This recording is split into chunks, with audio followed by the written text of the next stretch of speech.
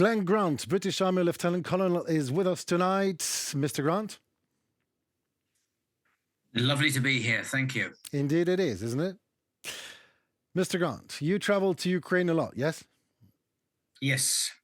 So right, I know that. It wasn't a question, it was a statement actually. But so Statement. yeah, right. By now you must learn all the good and bad sides of Ukrainian military. And being military yourself, you properly see all the things. If I say that all outdated Soviet approach to commanding and drafting, just by the way, soldiers also, is plaguing Ukrainian armed forces, would you agree with me? I would have to say yes at the top level. Not. I think once you get to at the brigade level, it's a lot different. Brigade and downwards, in many brigades. So if we're talking about the top-notch army positions, how to get rid of that Soviet mind? Also, that Soviet is that the way of thinking? Is that what is that even? The people are fighting for Ukraine. It's an independent and sovereign country. Yet we see some Soviet approach. How come? Well, because the education system hasn't changed, and the military education system is still outdated. I think that's the first thing. And at every level, the military education system is outdated.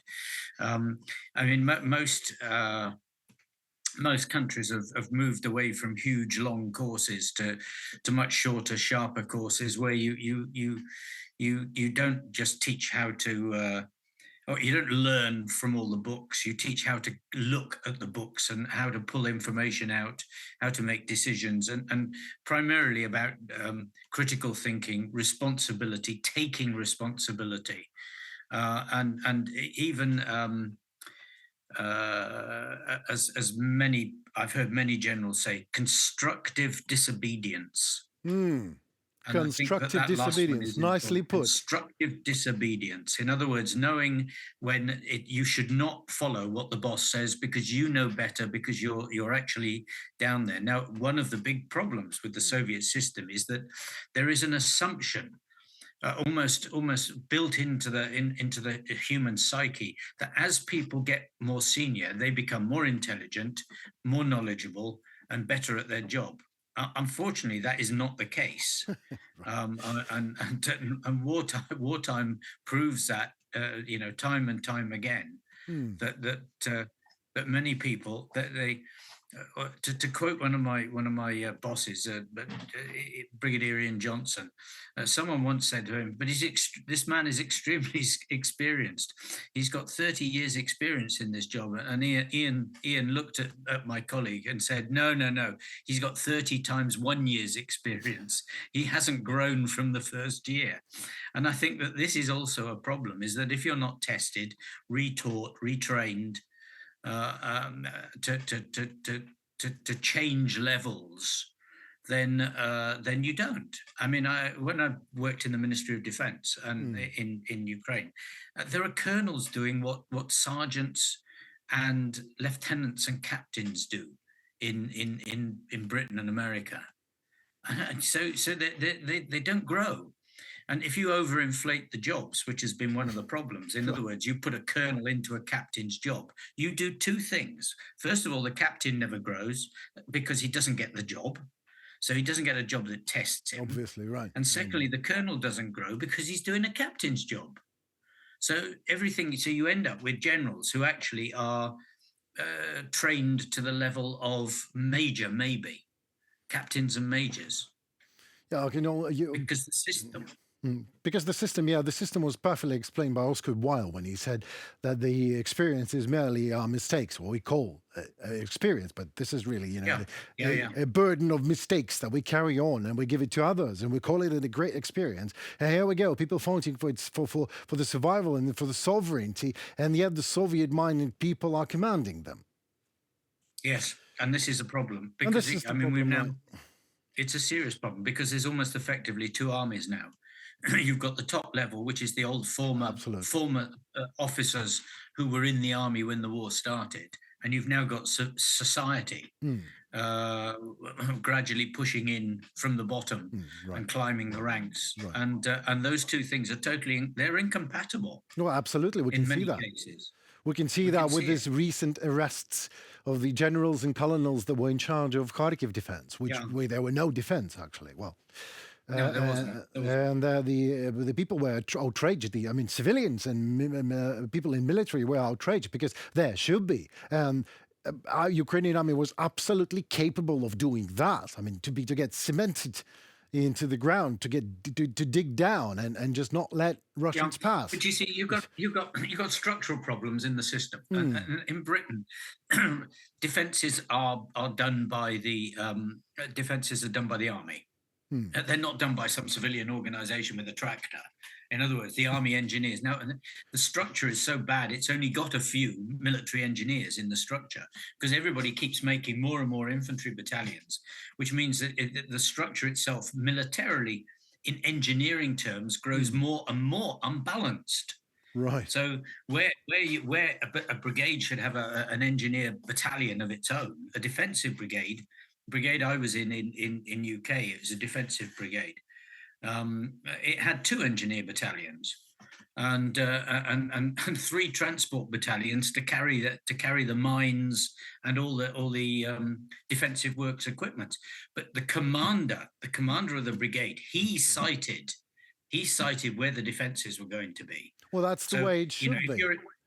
That's the way it should be. So if you're in battle and you know you're going to go backwards, right, then either the commander should go backwards, leave the deputy in charge, and he cites the next level back himself and gets it dug, or the deputy should go back and do it. But you don't leave it to the mayor of the town and the local building company who have no clue whatsoever what a trench should look like, how to build it, where to place it, so that it creates, fire zones and things like this. Right. They just put a slab of holes in the ground and say that's a trench work. Well, it's not. It's a hole in the ground. Exactly, it's a pit in the ground. No more and no less. Maybe a grave for hundreds of soldiers. And maybe a grave in many cases. You're absolutely right. Right. Okay. Well, let's slide to another questions. I would love to talk about that more, but at least let's put some hope into Ukrainian army. Hope that the system is changing, because there are a lot of changing that society is going through, and military also is changing. So there are a whole lot of changes that Ukraine is going through right now. Hard changes, if you ask me. And Zelensky, the next question. Zelensky recently commented on those 200,000 probable peacekeepers and says the figure depends on Ukrainian, the size of Ukrainian army, whatever that means. But my question is, talking specifically, British peacekeepers in Ukraine, what is even the likelihood of that? Unless Russia actually withdraws to its own borders, I think pretty much zero, because from the Russian perspective, it's not going to happen. That is exactly what they've been talking about. NATO moving into Ukraine and being next to Russian soil. So Russia is going to say this is actually a provocation. And anyway, I think it's stupid. There's not going to be a peace. We didn't have one. We didn't have a peace for Minsk. We didn't have a peace when Zelensky was trying to create around the old Donetsk line. We never got one there, and he tried loads of times. So there's not going to be one this time, I'm sure. Yeah, me too. That makes 2 of us. But more a question that actually bothers me: other national peacekeepers. Let's speculate. They are here in Ukraine. What happens if Russian missile kills one of them, or 2 of them, or 10 of them? Who and how should respond to that? Will be there any response from NATO or from anybody? Well, I mean, if they're there officially and peacekeepers are killed, the way things are going at the moment, I don't think anybody would do anything.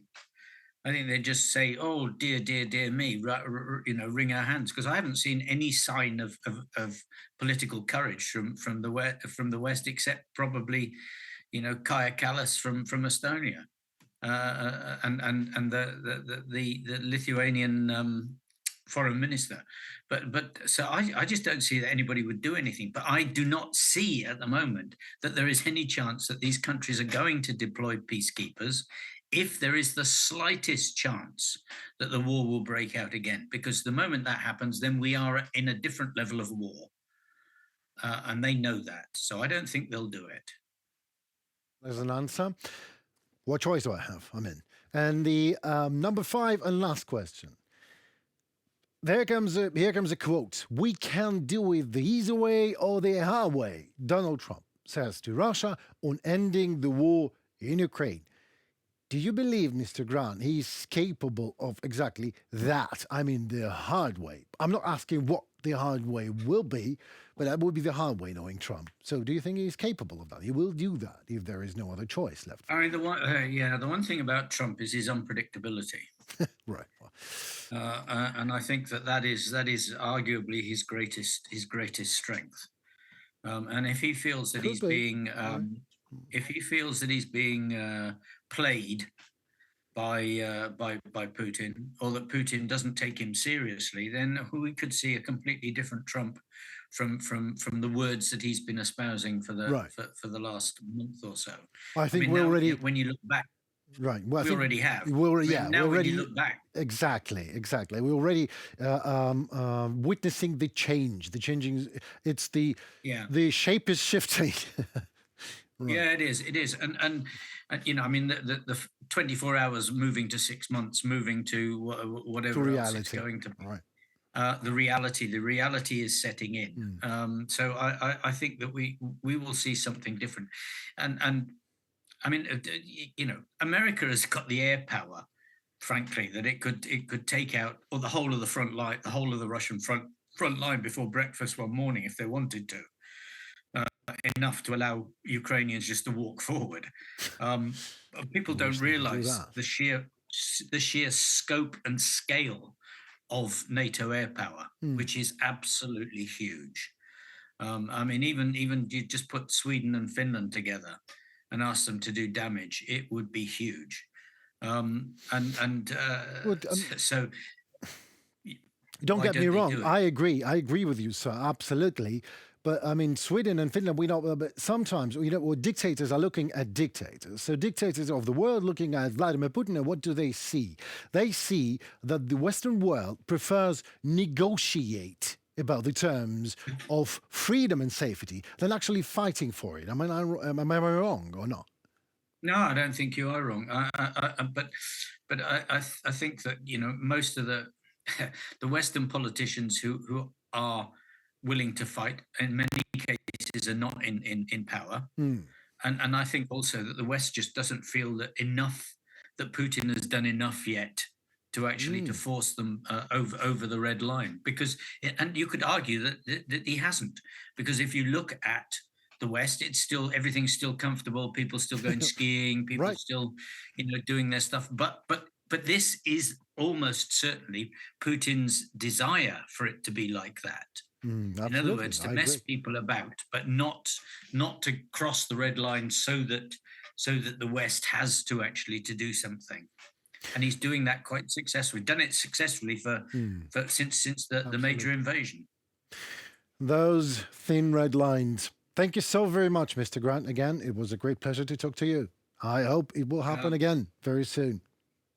Yeah, and I finish as usual. We are going to win, and the boys at the front line are doing an unbelievably phenomenal job, whatever they may arrest for generals. But so, I just hope that they stay safe as much as possible. Slava Ukraina. Heroям slava. Amen to that, sir. Thank you so very much.